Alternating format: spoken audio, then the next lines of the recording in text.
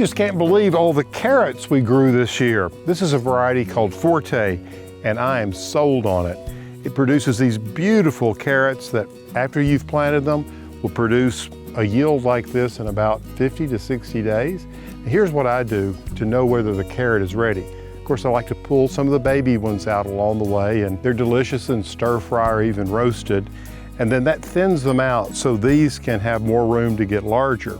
And then what happens is once they're ready, you can actually leave them in the ground for a little while, kind of in their own little root cellar, for up to 3 or 4 weeks, so you can harvest them along.